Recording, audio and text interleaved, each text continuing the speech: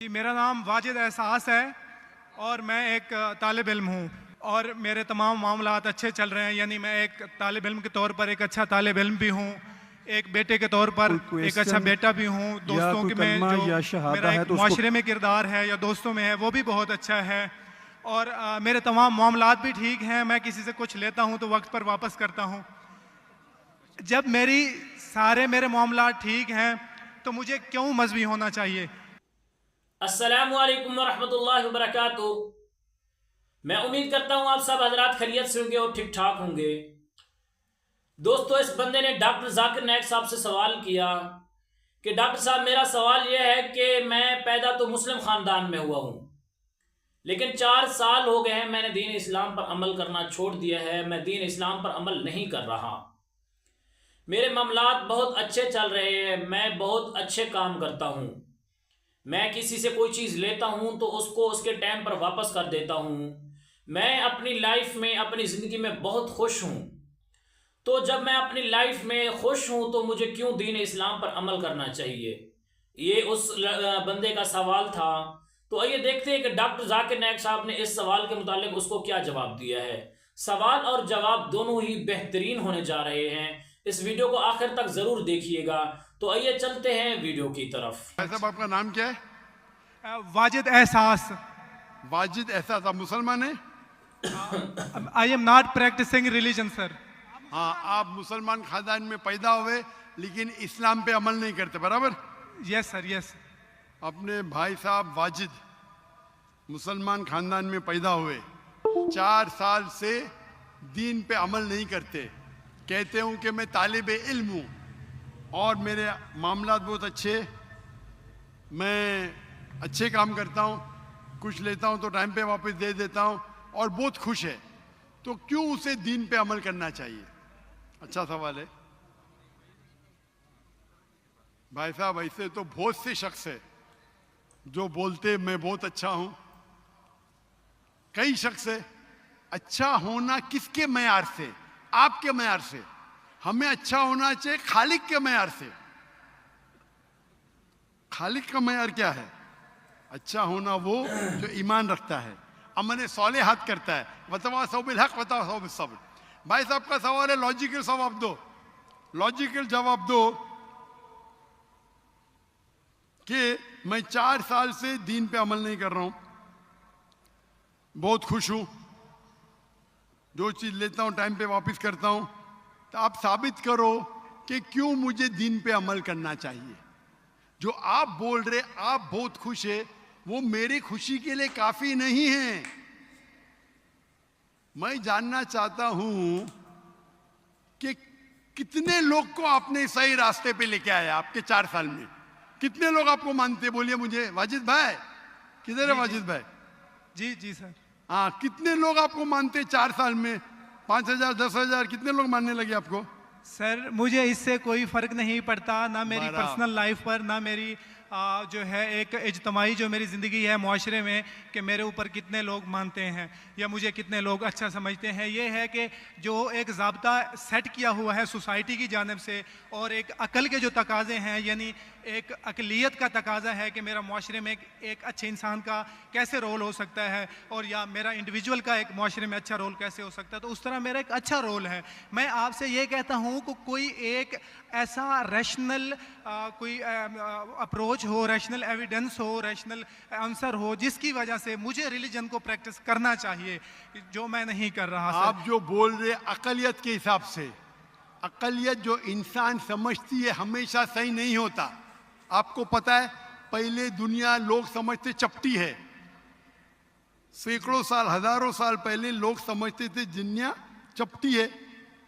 जी sir, बिल्कुल ये है कि अब एवोल्यूशन हो रही है ना। भाई साहब, अभी आपका सवाल खत्म हो गया, मेरा जवाब सुनिए आप। जी जी जी। ये डिबेटिंग सेशन नहीं है, समझे आप? ये इरेशनल आप समझते नहीं। जब सिंपल समझ नहीं सकते, आप बोलते आप बहुत एकदम क्या बोलते कंटेंट है। आप इतना नहीं समझ सकते क्या कंटेंट है। आपको सवाल देने का मौका दिया गया है, अभी मेरा जवाब सुनिए। हर इंसान अपने दिमाग से समझता है वो सही है। वो चोर भी अपने दिमाग से सही है समझता है। वो चोर जो चोरी करता है, जो चोर चोरी करता है, वो अपने दिमाग से सही समझता है। आप मुझे एक पॉइंट बताओ, एक चोर है, मान लो मैं चोर हूं, मैं चोरी करता हूं, करोड़ों रुपए लोग की चोरी करता हूं, आप एक रैशनल पॉइंट बताओ कि मैं गलत हूं और मैं चोरी छोड़ दूंगा। एक, चलो भाई साहब वाजिद भाई जवाब दो, मैं दुनिया का सबसे बड़ा चोर हूं, करोड़ों रुपए चोरी करता हूं, आप एक रैशनल पॉइंट बताओ कि मैं गलत हूं और चोरी छोड़ दूंगा। जी सर, उसकी वजह यह है कि आप अगर चोर हैं और चोरी करते हैं तो आप गलत इसलिए हैं कि आपके अमल से लोगों की जिंदगियों पर जो है मंफी असरात पड़ रहे हैं। मुझे क्या फर्क पड़ता है लोग क्या समझते हैं, मैं तो खुश हूं ना, चोरी करके रोज रॉय खरीदता हूं, मुझे क्या। आपको जब मेरे की जरूरत, आप थोड़ी देर पहले पूछे, मुझे फर्क नहीं पड़ता लोग क्या मेरे में, मैं खुश हूं। उसी तरीके से आप लॉजिक पे बात करो, लोग क्या सोचते बात मत करो।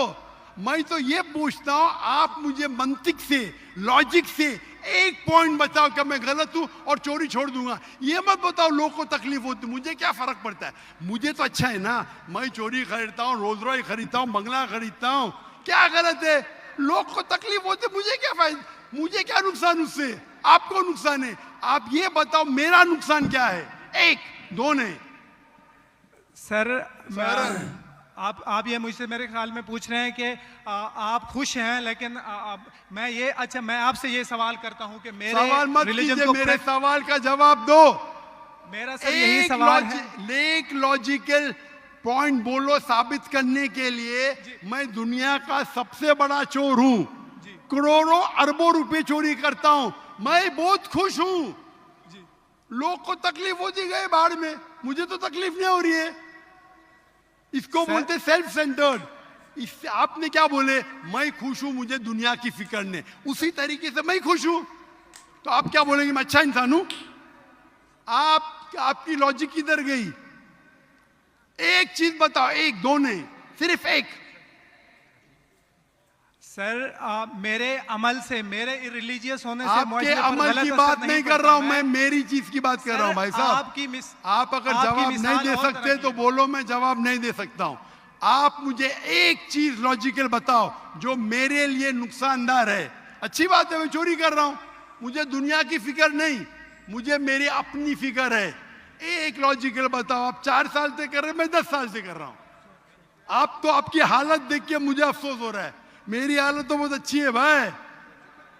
मेरे पास अरबों रुपए का घर है, अरबों रुपए की गाड़ी है मेरे पास, नौकर चाकर है। आप तो सिर्फ तालिबे इल्म है भाई, कौन अच्छा आप या मैं। इसीलिए लॉजिक, आप ऐसा बोले क्या मुझे दुनिया की फिक्र नहीं, तो मैं आपसे अच्छा ना। अगर दुनिया की फिक्र है और मंतिक से सोचो जो जवाब है, नहीं मुझे बाकी लोग की फिक्र है, मैं खुश हूं, तो हर गलत आदमी बोलेगा मैं खुश हूं, आपके पास जवाब ही नहीं रहेगा जैसे आप बोल रहे। मंतिक से सोचे तो मेरे कई तकरीर है। मंतिक से सोचे तो आदमी खुश कौन है, लोग को अभी आपके जवाब पे आता हूं मैं। आपने जो डायलॉग मारे ना, मुझे लोग की फिक्र नहीं, उसमें तो फंस गया।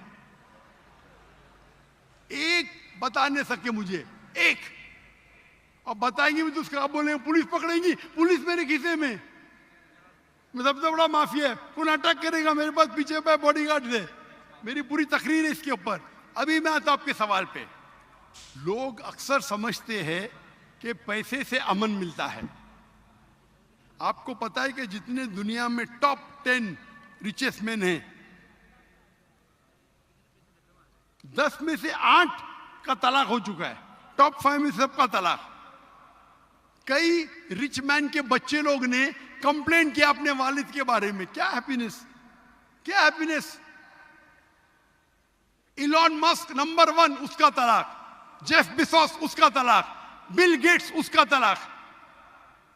Richest man, $100 billion, $150 billion, $200 billion. क्या फायदा। आपको लगता है हमारे दिमाग में गलत फहमी खुश है, इन लोग बिल्कुल खुश नहीं है। वो जो इंसान गांव के अंदर सुकून की नींद सोता है, वो उनसे ज्यादा खुश है। और ये दुनिया, आपने मेरी तकरीर शायद सुनी ही नहीं, अगर सुनी होती तो ये बात ही नहीं बोलते थे आप। मेरे तकरीर में मैंने कहा हूं कि ये दुनिया हमारे लिए इम्तिहान है आखिरत के लिए। आप जब आखिरत में मानते ही नहीं तो आपको क्या पता। अगर मंतिक से सोचेंगे, लॉजिक से सोचेंगे तो आपको पता होगा कि इस दुनिया का खालिक एक है।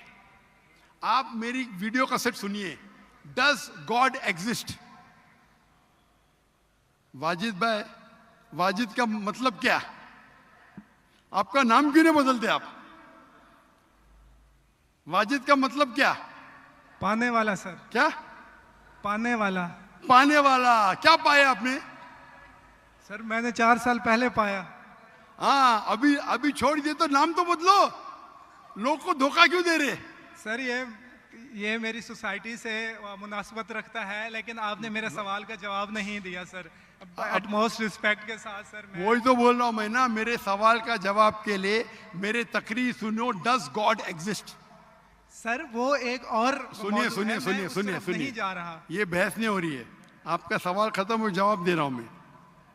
आप ये मानने के लिए डज गॉड एग्जिस्ट, जो लोग खुदा में नहीं मानते वो साबित ही नहीं कर सकते चोर गलत है। अभी मैं आपको साबित करता हूं। जो लोग, आप कुछ भी बोलो, आप बड़े चोर है, आपको पुलिस पकड़ेंगे, पुलिस मेरे खीसे में, आपकी कोई दूसरी चोरी करेंगे, आपका चोरी कोई कर नहीं सकता, मेरे पास बहुत बड़ी गार्ड है। सिर्फ एक ही लॉजिक से आप उस चोर को गलत साबित कर सकते हैं। अगर मैं मुसलमान हूं और मुझे कोई चोर कहता है कि मैं सबसे बड़ा चोर हूं, मैं खुश हूं, मुझे एक लॉजिक बताओ कि गलत है और मैं छोड़ दूंगा। मैं उससे पूछूंगा, अगर तुम्हारे साथ कोई नाइंसाफी होगी तो आप चाहेंगे कि इंसाफ हो?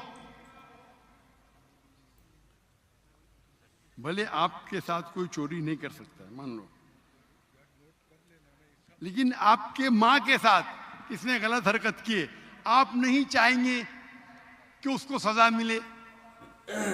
आपके बहन के साथ कोई गलत हरकत करता है, आप नहीं चाहेंगे उसके साथ सजा हो? ये दुनिया में आप मिसाल लो हिटलर की। हिटलर ने 6 मिलियन 60 लाख लोगों का कत्ल किया। आपकी पुलिस अगर हिटलर को पकड़ेंगी क्या सजा दे सकती है? मैक्सिमम उसको जला सकती है। एक के बदले 59 लाख 5,999,000 अब भी उस पर अदल्य होता है।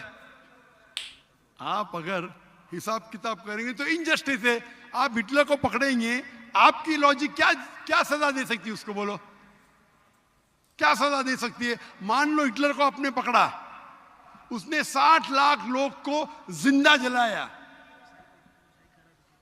आपकी लॉजिक क्या कहती है? क्या सजा मिल सकती है उसको? बोलो बोलो वाजिद भाई। सर आप मेरा सवाल का दो, हिटलर को आज पकड़ेंगे, आपकी लॉजिक क्या सजा दे सकती है उसको? सर जो भी कानून के दायरे में उसे सजा दी जाएगी। हिटलर का अमल और है, मेरे सवाल का उससे ताल्लुक नहीं अरे है। मेरे सवाल का जवाब देंगे तो आपको मालूम पड़ जाएगा।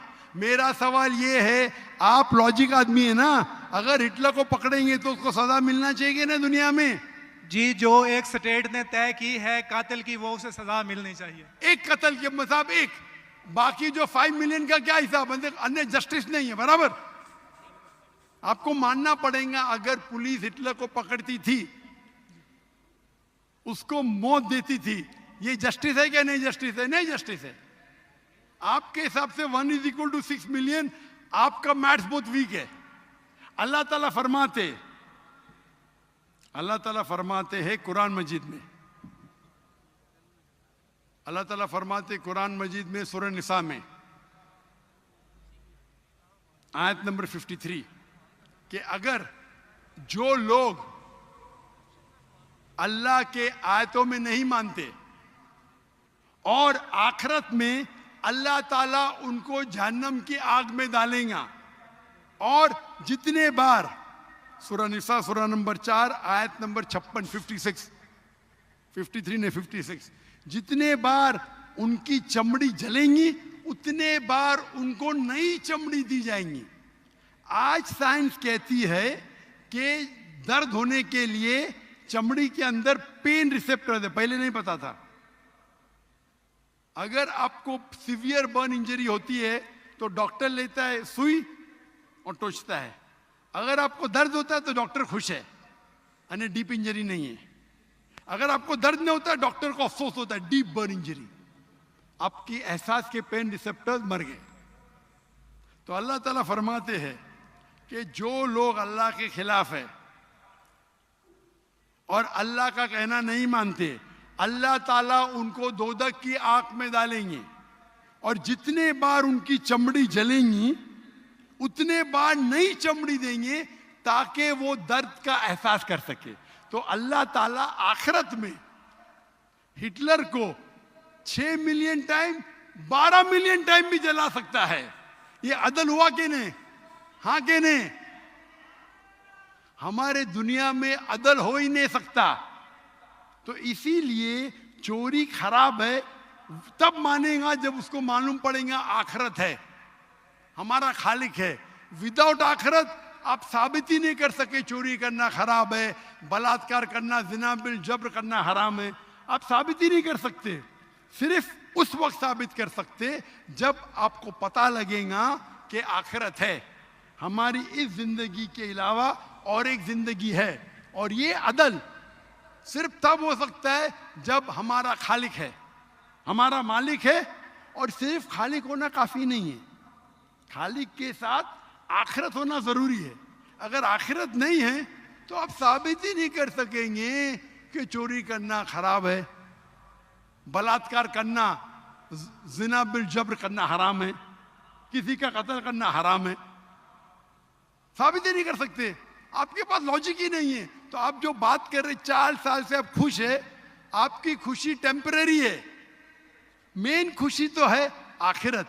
जैसा बोलते हैं ना, आपके लिए जन्नत है, बिल्कुल सही है वो हदीस अल्लाह के रसूल की। काफिर के लिए जन्नत है दुनिया, तेरे लिए वाजिद ये दुनिया जन्नत है, मैं मानता हूं। अल्लाह के रसूल की हदीस है। अगर तू कहता है कि तू इस्लाम छोड़ दिया मतलब काफिर है, मुर्तद है, बराबर की नहीं, और डंके की चोट पे ऐलान कर रहा है, शर्म भी नहीं आती। एक तो गलती करता है, डंके की चोट पे ऐलान करता है। अल्लाह के रसूल फरमाते तेरे लिए ये दुनिया जन्नत है, हमारे लिए कैद है। आखिरत में दोजख में जब जाएगा, अंगार लगेंगी पांव पे तो ब्रेन विल बॉइल, भेजा उबलेगा। ये हदीस बिल्कुल वाजिद भाई, मेरी दरखास्त है आप कुरान तर्जुमे से पढ़िए और उसके ऊपर तदब्बुर करो। अब भी मौका है, अब भी मौका है समझ जाने का। डंके की चोट पे कहते कि 4 साल से मैं खुश हूं। जिस तरीके से अल्लाह के रसूल फरमाते, ये हदीस तुम पे हूबहू फिट होती है। मेरी दरखास्त है कि कुरान मजीद को समझ के पढ़ो और हर आयत को समझ के पढ़ो, वो जबान में जो जबान पे आपको महारत है। और मैं दुआ करता हूं अल्लाह से कि अल्लाह तुमको हिदायत दे। अगर आप माफी मांगे और सही रास्ते पे आ गए, फिर से मानने लगे कि अल्लाह एक है, अल्लाह के अलावा कोई भी माबूद नहीं है और अल्लाह के आखिरी रसूल मोहम्मद सल्लल्लाहु अलैहि वसल्लम है, इंशाअल्लाह आपको आखिरत में निजात मिलेंगी। वरना आप खसारे में रहेंगे। मैं अल्लाह से दुआ करता हूं कि आपको हिदायत मिले और अल्लाह आपको हिदायत दे और आप सही रास्ते पे आ जाए फिर से।